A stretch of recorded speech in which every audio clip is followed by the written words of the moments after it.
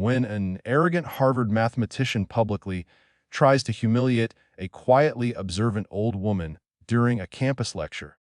He awakens a past she has kept like a closed book. What begins as a petty display of academic superiority unspools into a cinematic contest of intellect, memory, and moral reckoning. The old woman, Agnes Whitcomb, unassuming, sharp-eyed, and surprisingly inventive, reveals a mind honed on problems the Academy forgot to look for.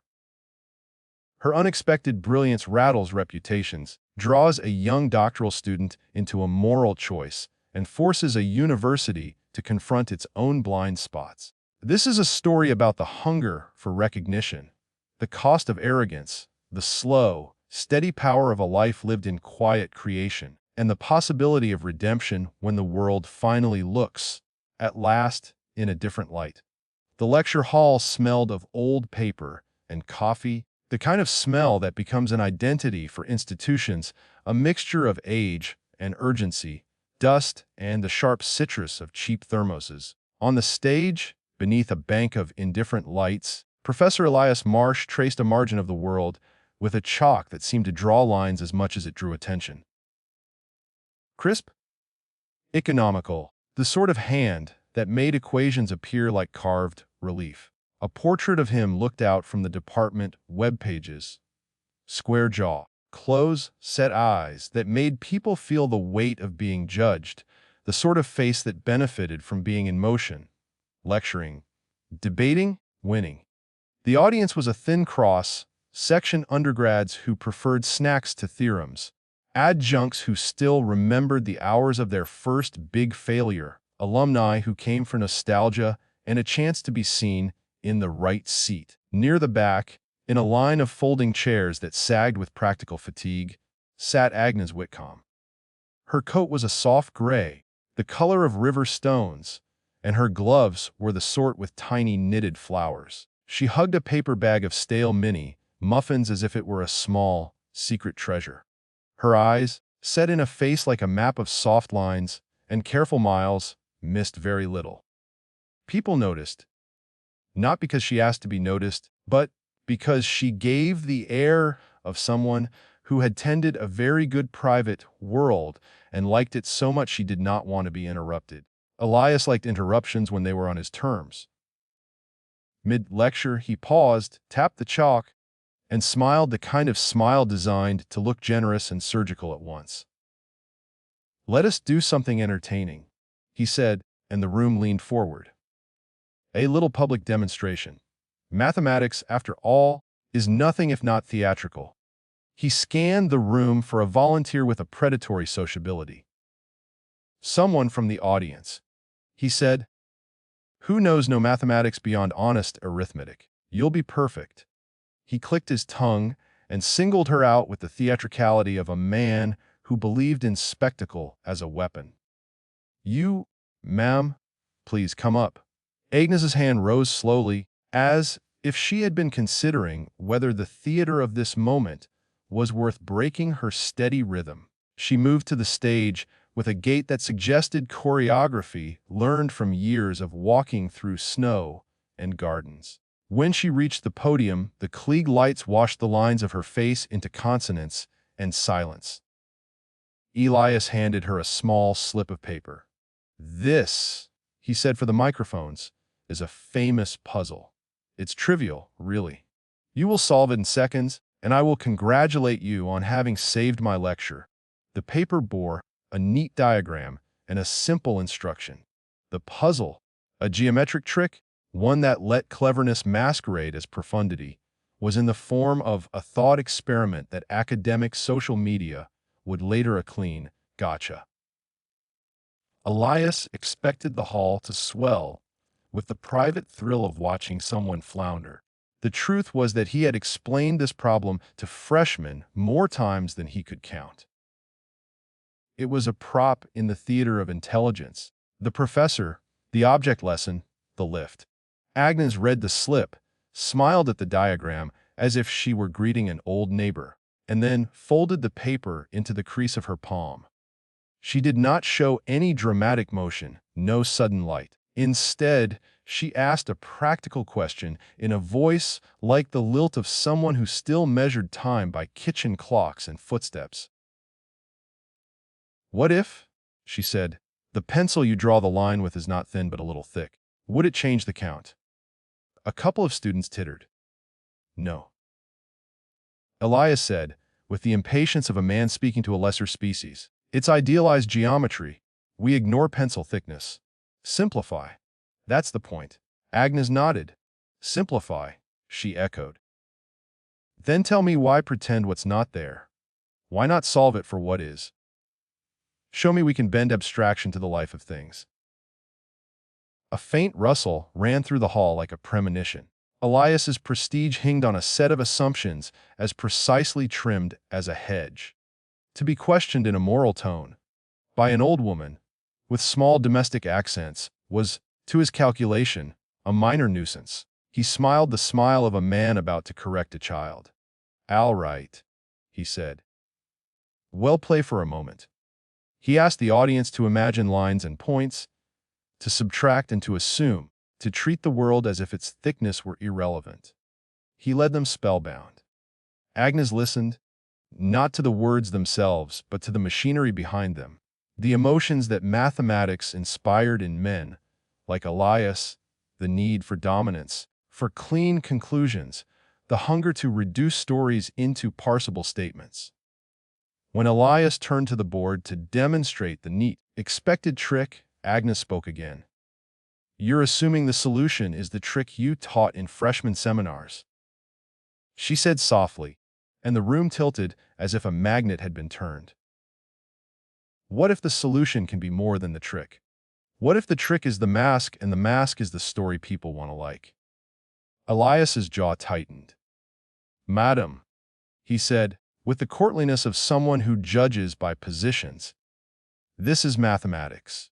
We are not here for stories." Agnes's shoulders made a small shrug. "Perhaps the life of the thing will tell us a story then."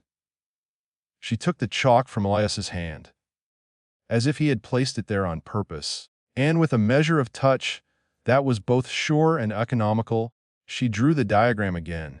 Not the idealized lines of the exercise, but lines with texture, crosshatches for the thicknesses, tiny notations about the pencil's shadow. The hall, used to seeing symbols as clean and dumb, watched the old woman draw in a language that made the math feel like wood grain. Elias watched, then laughed in an octave that did not leave his stern features. "Laughter, when wielded like a weapon, makes people shrink. That's quaint," he said. "But we don't need such detail. The theorem holds." Agnes continued as if she had not heard him. She took the tidy trick apart with patient fingers, not to dismantle it, but to open a drawer in it that contained an entirely different object. Her movements were not hurried, but they were surgical in a way that revealed familiarity with things others thought simple. She wrote an equation that smoothed the edges of the problem, and then another that did the opposite. She allowed the pencil's thickness to vary like a life span. She did not merely solve, she considered. By the time she finished, a murmur had folded over the room. The equation on the board made an odd sort of sense. Not the crisp proof Elias had promised, but a way of seeing the idealized puzzle within a broader, grittier world. It was not so much an answer as a translation. Elias's face went flat. For the first time in a long career, someone had not only answered his showpiece, but had reframed it to make his own proof feel like a child's drawing.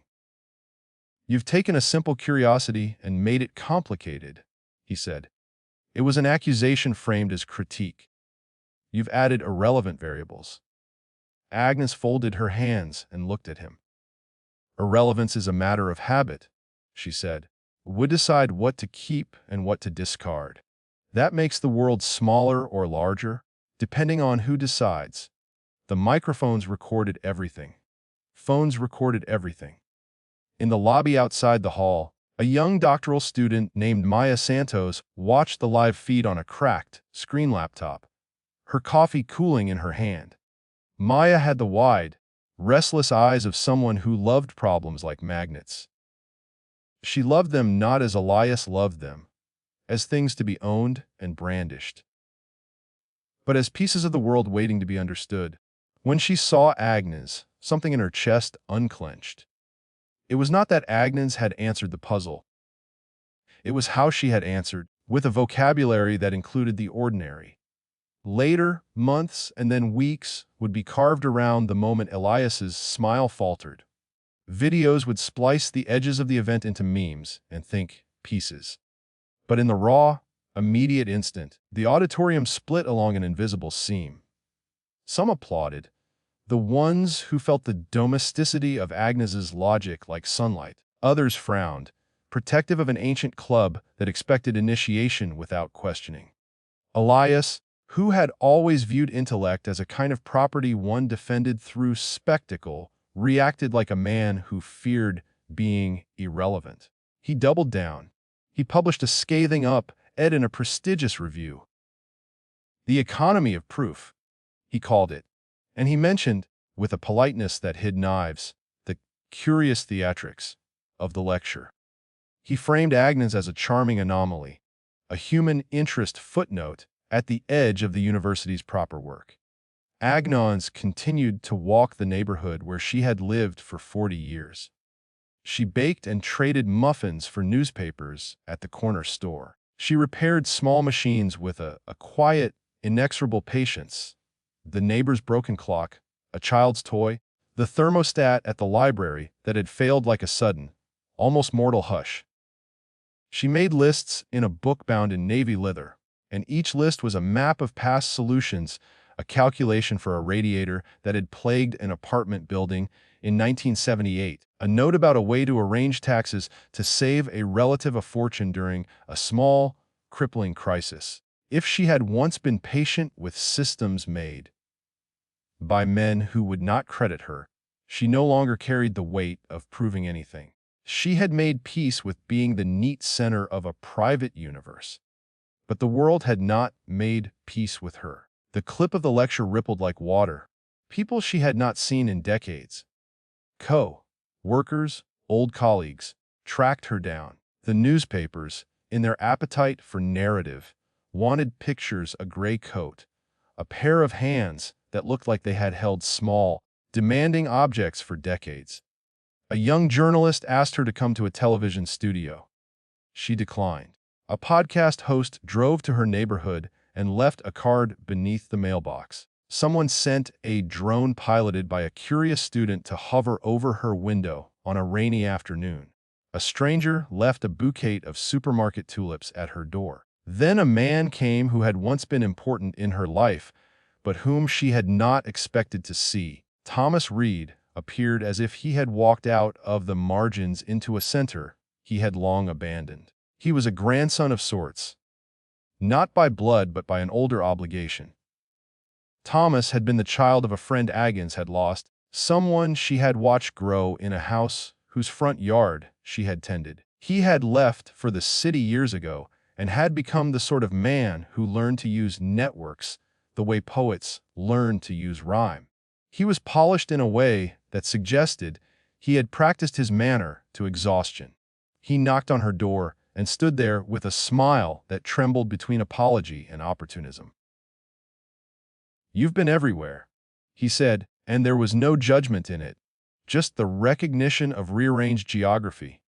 Agnes let him in. They talked like people who had once been near enough to each other to be careless, but had drifted into separate countries of life.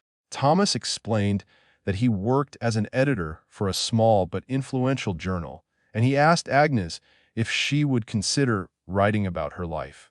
"Human interest," he said. "We'll make it tasteful." She refused. "I'm not a story," she said. "I make things." Thomas's eyes were the color of a storm cloud and full of that combination of affection and commerce that made him likable. "You made that old pump work," he said. "You taught me to solder.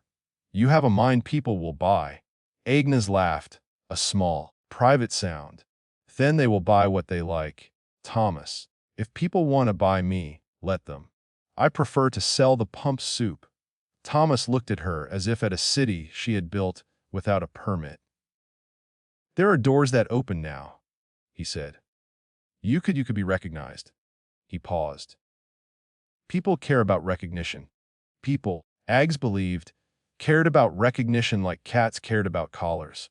Recognition, she had seen, could both warm and strangle, but she also knew the practicalities of the world. Recognition could mean new tools, new pay for the work she had done for nothing, an ability to fix more things for people who could not otherwise afford it. She considered. You remember the lab on Willow? She asked. Thomas blinked, then nodded. You designed the routing for that pump, right? In 76? In 76? She repeated. Made something there that never had a patent. It was never paperwork because everyone needed the money then, and there was no appetite to deal with a woman who fixed things in the basement. We made the design, and we gave it away. It was better that way. She looked at him for a long time. But if recognition will let me buy copper and glass and a better soldering iron, I will sell you a paragraph. Thomas left with a promise and a list of contacts. He set about to do what he knew best, opening doors. While Thomas marshaled words and networks, Elias marshaled a different kind of weapon, narrative control. He wrote letters to the department chair, insinuating that the spectacle had been unprofessional and that the university's reputation might suffer if it became known that people outside the academy could open carefully tended proofs. He suggested a panel on standards. He suggested an ethics review. Subtlety was his skill. The university's administration, which owed Elias a kind of reverence for the numbers his grants brought, assembled the usual machinery, polite requests, the slow watch of bureaucracy. The provost requested a meeting with Agnes to discuss various ambiguities. An odd phrase that felt like a velvet rope. Thomas, now more deeply invested, attended. Maya watched all of this close up. She had known Elias as a distant, relentless son. He was the kind of professor whose word could open doors for graduate students and whose silence could freeze a career. Maya had also known Agnes from the day she had first seen her through the lecture hall window, a woman who looked like a neighbor and whose existence had the improbable solidity of a boulder in a field. Maya had a small file of her own an archival paper of an algorithm abandoned in the late 70s, inked in a tiny, almost invisible hand. Agnes's handwriting. Maya had found it during a research fellowship, a marginal note in a stack of scanned files. The note had been anonymous in the file, just a shorthand solution scribbled in the margin of a forgotten engineer's report. She believed in answers that didn't need trophies. She believed in the slow work of righting wrongs. She began to help Agnes, borrowing the sort of network Elias took for granted, but using it differently, to buy a soldering iron, to post videos explaining how Agnes solved the original puzzle in her terms, to get her small recognitions at makers' fairs. Maya made Agnes's world visible in tools and images rather than in the clumsy, hungry language of fame. She recorded Agnes fixing a toaster and uploaded it with a caption. Agnes Whitcomb, a mind that changes problems into things that work. The clip got a few thousand views before it landed on a curator's desk and then on a program about citizen science. It was not viral in a ferocious way. It was steady, like a light increasing in an attic window. The university, meanwhile, held its panel in a conference room whose walls were beige as the blank pages of unpaid grants. Elias chaired it with the calm of a captain steering a ship through known rocks. He framed the matter as a debate about rigor. The problem, he said gently to the assembled committee, which included 2 senior faculty, a public relations officer, and a young assistant provost, is that spectacle can erode standards. We must be cautious about what we present as discovery.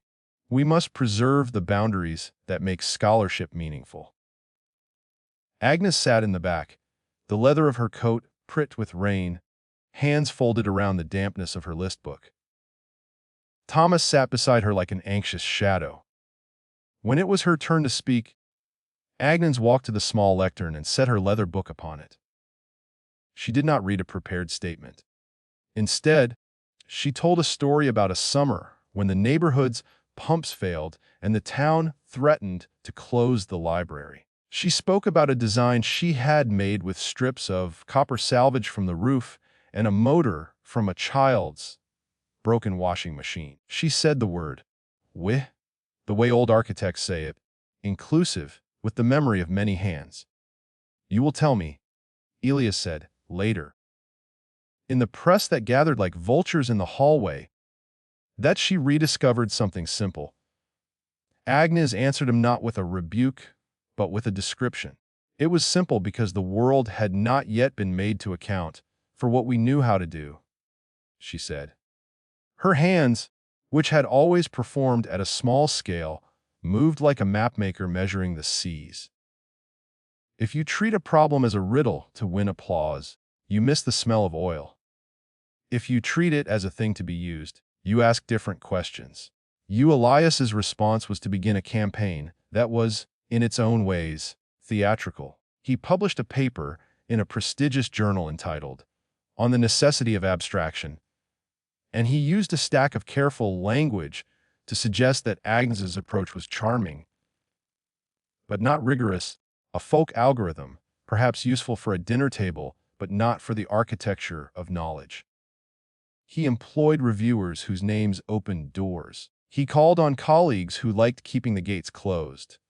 But for every man who favored the gatekeeping of knowledge, there were students like Maya, and there were technicians, and there were community leaders who recognized that Agnes fixed things that kept people alive.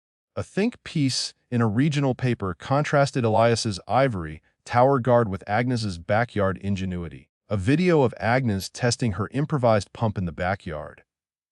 Copper pipes gleaming in a late afternoon, like the bones of a small cathedral. Drew comments from engineers with hearts who said, simply, "This works." The friction between these worlds reached a boiling point when a grant committee considered Elias's new project, a high-profile, well-funded research cluster that would study abstractions in applied mathematics. Elias framed the grant as an expansion of rigorous study. Agnes's supporters argued that the grant's architecture would exclude the kinds of practical wisdom Agnes embodied. Maya, who had started as a student who wanted to learn the right equations, found herself in the uncomfortable place of an advocate. She drafted a proposal, not to deny Elias funding, but to ensure that the cluster's remit included the study of practice. She argued for community fellows and for lived experience stipends. It was a small, bureaucratic adjustment, but a symbolic one. It would make a place in the grant for people like Agnes. Elias read the proposal and felt a slow, dangerous irritation. The suggestion that practice be formalized inside the grant felt, to him, like a contaminant. He sought to depersonalize his reaction, to frame it as a matter of standards. But standards, he thought, in the private of night, are not rules. They are the instruments by which reputations are played. The grant board convened on a winter morning that looked as if someone had taken a washcloth to the sky. The committee sat around a table, paper cups of coffee in hand, some with the world-weariness of people who believed in process. Thomas attended as a community representative. Maya sat with a folder of notes. Agnes came not as a supplicant, but as a witness. When the conversation turned to the phrasing of the grant, Elias spoke with the authority he had always cultivated. He argued, in the brittle logic of a man convinced the world is reducible to proof, that the cluster ought to prioritize abstract work with theoretical rigor. "We cannot dilute the mission," he said, looking at the committee as if they were straws to be measured. Maya rose and spoke. Her voice had the thin, bright quality of someone who had practiced nights weighting words with truth. "Professor Marsh?" she said, and the room leaned. You talk about dilution. But when you exclude practice, you exclude people who fix systems on which the abstract work depends. There is knowledge that takes the shape of hands and time. To exclude it is to assume your abstractions float in a vacuum. Elias's lips compressed. For a man used to university rooms bending to his cadence, the room's attention on a student was unnerving. He attempted the old stratagem to make the argument personal. M. Santos, he said, the danger of mixed agendas is that they produce flimsy results. Agnes listened as if she were hearing rain against the window, and then spoke. I am not a symbol, she said. Neither is the work I have done, she described, in a voice that mingled the measured grammar of a person who knew how to make things live. A small sequence of failures and triumphs where a practical adjustment once saved a village from losing water. She told them about the children who had not missed a day of school because a pump, once fixed, could carry their water. Thomas, who had learned to talk in Grant speak, leaned forward and spoke with a measured affection that suggested the part of him that had once been a child in her living room. We should not set up a binary, he said. Not because it is politically correct, but because it is stupid. The worst thinking is the sort that excludes its own footnotes. Before the vote, Elias made a final, private appeal to the committee. He was persuasive. He knew how to make numbers massage opinion. He warned of dilution and reputational risk. He suggested that academic prestige was not merely a ladder but a currency. And maybe, in another life, the committee would have sided with him without much thought. But something else had changed. The public presence of Agnes. The quiet photos, the videos of her hands soldering with an economy and tenderness that made engineers murmur in appreciation, had remade the atmosphere in that beige room. Maya's quiet work at the edges had assembled the evidence in a practical, invulnerable way: letters from community members, small grants she had corralled, documentation that showed how practical work could be methodologically robust. The committee voted. They added a line to the grant. Funding will be set aside for community practice fellows and for the documentation of lived technical knowledge. It was small, bureaucratic, a line of language that might have been lost in a stack of contracts. But it was also a crack. When Elias saw the phrase, his face hardened into a set of lines Agnes had watched for years in men whose careers depended on being the sole narrator. He accused them of folly, of politicizing science. He called the inclusion an affront to rigor. He put his signature on the documents with the mechanical calm of a man who believes he will outlast a moment. News outlets framed the story as David vs. Goliath, and suddenly the university's backyard had the attention of a public that liked the idea of the scrappy artisan outwitting the pompous professor. Some reports romanticized Agnes, others tried to make her a curiosity. It made her breathe differently. The offers of interviews became a small river. Thomas navigated it with the practiced hand of a man who knew how to put certain stories where they would do the least harm. He invited Maya to co-author a short paper on the value of practice in mathematical modeling, which he sent to the committee as part of the grant's addendum. Elias publicly criticized the paper as sentimental, private work disguised as scholarship. Then something happened that made the dispute impossible to reduce to titles. A municipality in a neighboring county experienced a sudden failure of an old water distribution system, a design that had once been used in the 70s, a design whose marginal note, in Agnes's hand, had saved a library decades ago, could be used to patch the crisis. Thomas called Agnes. Maya called the committee. Volunteers, engineers, and students arrived to help. Agnes, with old leather gloves and a face like new weather, walked among them and gave instructions the way someone reads a recipe, knowing that the order matters. Within 2 days, the water began to return to neighborhoods that had lost running taps. It was not a big rescue on the scale of hero movies. It was a stubborn, efficient repair like a chorus in which many voices learned a single rhythm. Photographers captured Agnes in the dirt, elbows greasy, hair tucked into a scarf. A child handed her a paper cup of coffee. She accepted it and continued. Elias watched the news and felt something like shame, though he framed it as professional irritation. The newspaper makes a hero of an old woman. He muttered in the faculty lounge, the words tasting like complaint. In the aftermath of the repair, the university hosted a small ceremony to honor community collaboration. Agnes stood on the stage not to be praised but to speak. She told a brief parable about a broken hinge that could be mended not by brute force, but by a simple brass washer. A washer, she said, is just a small disc. But without it, the hinge grinds. The point is not the washer's glamour. The point is that something small can keep the world opening. Elias listened from the side of the auditorium where he always leaned, a place that allowed him to appear central, without being in the light. He heard, in the audience's clapping, a sound that suggested society was adjusting an angle he could have sworn was fixed. He felt angry and, in a quieter corner, afraid. The final scene of the story did not unfold in a courtroom or on a stage, but in a small, sunlit workshop behind the library. Agnes had accepted an offer from the university to have a modest stipend and a bench at the makerspace. She did not take honorific titles.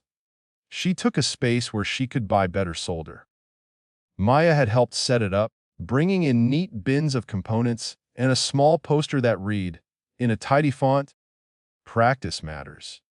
Thomas arranged for the university to donate a small endowment to support community fellows.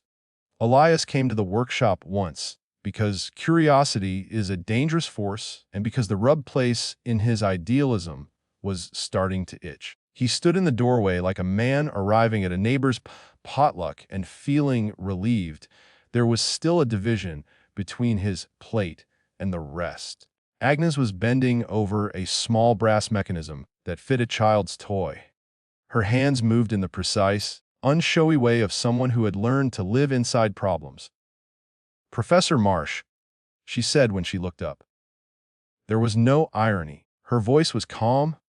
"Sit." He sat because saying no felt foolish and because he was tired of rules that seemed brittle and inhuman.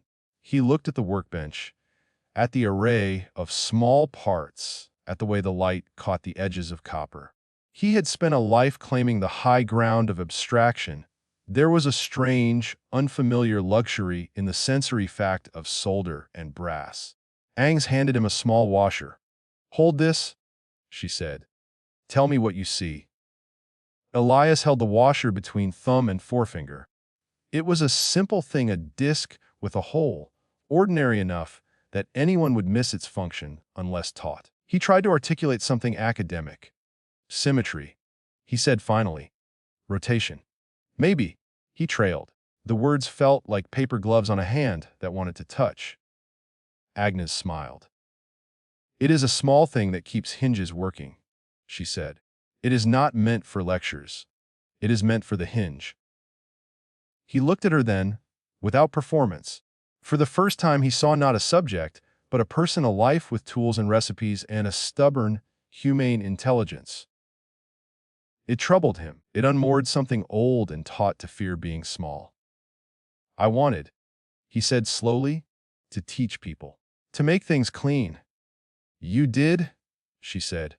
"You taught people to love neatness. But neatness is not the only measure." She gestured at the bench. "There are small failures we fix with patience and small inventions that open rooms. There is also a place for the larger abstract work. The trouble comes when we pretend they are mutually exclusive." He sat with that. Then, with a stubbornness that felt like a muscle he had cultivated and depended on, he offered a confession that had for years been private and unmoored. "I was afraid." Agnes chuckled, a tired, gentle sound that held no triumph. "Off what?" "Off being unnecessary," he said. "Off being reduced to noise." She tapped the washer against the wood. "Sometimes being necessary is quieter," she said. "Sometimes it is a washer." Elias's posture shifted in a way that suggested a small, internal rearrangement. He had long practiced indignation as a profession. It served him in building a career, in keeping certain doors closed. Standing there, under the quiet hum of the workshop, he recognized how much courage it took to repair something. He thought of the number of times he had derided hands as instruments of lesser minds. He thought of the students who had quietly learned more from Agnes than from his lectures. He left the workshop without making a speech. Words would have been inadequate. Instead, he started to arrive at a different place. He began to attend the makerspace dinners, to ask awkward, earnest questions, to read the small notebooks students left about experiments. He began, slowly and imperfectly, to change his language around the idea of knowledge and to include. Sometimes grudgingly, sometimes with genuine curiosity, the lives of those whose methods were not abstract but necessary. Maya, who had been a young student waiting for the world to bend, found in the end a place where the two worlds could meet. She wrote papers that treated practice as method, collaborated with Agnes on a small manual about resilient systems, and carried with her the memory of a woman who worked without wanting to be famous. Thomas made sure Agnes had a pot of copper wire to support her work. Agnes, who had spent her life making things run, accepted not the bright lights of celebrity, but a quieter legacy, a bench in a university that had once tried to tidy the world into categories, now a place where a washer could be discussed with the same seriousness as a theorem. On a late spring afternoon, years later, when the campus had grown greener and the light softer, a new plaque was affixed near the makerspace. It read, in small letters, "In recognition of those whose practical knowledge bridges theory and life." Agnes's name was on it along with others. Elias stood at the ceremony and clapped like everyone else. He felt, in a place deep enough that words were optional, that something important had changed. It wasn't a victory he could place on a CV, nor a paper he would cite in a lecture. It was the gradual unbuttoning of a habit that had once kept him comfortable and chronically right. When the crowd dispersed, Agnes walked back toward her bench, fingers stained with solder and sunlight. She smiled at a student who had never learned to be gentle with tools. Maya, watching from a small distance, felt the strange warmth of a life that had mended a small hinge, and, in doing so, opened a door wider than any lecture could.